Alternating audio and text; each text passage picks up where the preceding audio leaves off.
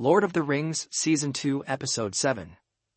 Celebrimbor was hallucinating that everything are okay, harmonious and peaceful, while he was busy doing the 9 rings of men in favor of the intention of Sauron disguised as Anathar.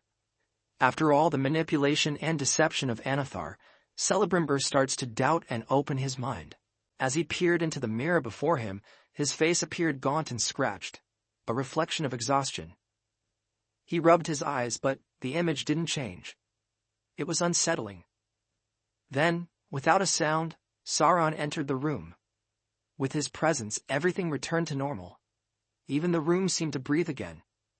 Fëanor's hammer sat cold in his hands. The glow of its jewels dimmed. One was missing. "You know how forgetful you can be," Sauron remarked, his voice a blend of humor and warning. But Celebrimbor stiffened and said nothing. Beyond the city walls, Adar's relentless assault had blackened the sky with smoke, blotting out the sun. The elves, restless and fierce, prepared to fight back. Sauron, seizing control, ordered a counterattack. "We are alone," he murmured, as Myrddania gently took his hand. "When the time comes, you'll be rewarded," Sauron promised her, though his attention was already shifting. His focus snapped back to the siege as Adar's war machines ground to a halt. Orc catapults turned, not toward the city but toward a cliffside that overlooked the river.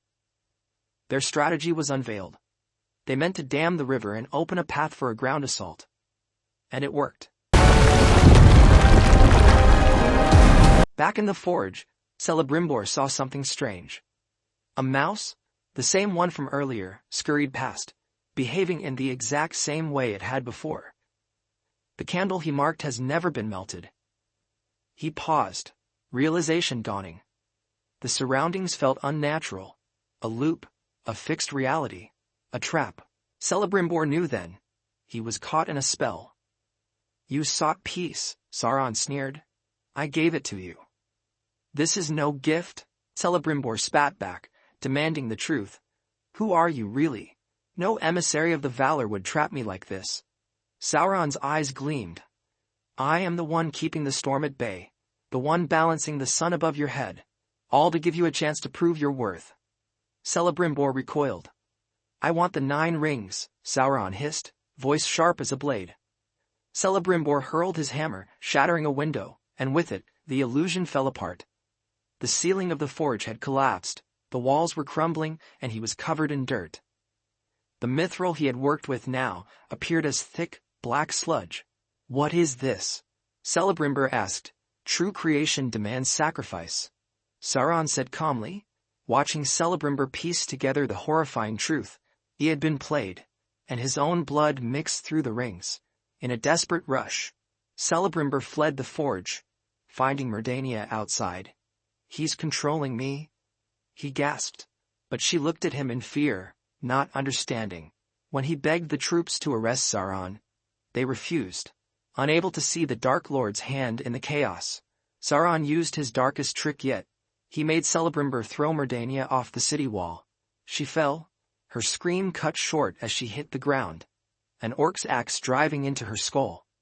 "All of this can end," Sauron whispered. "Finish the 9 rings, and I will spare your city." Celebrimbor, broken and anguished.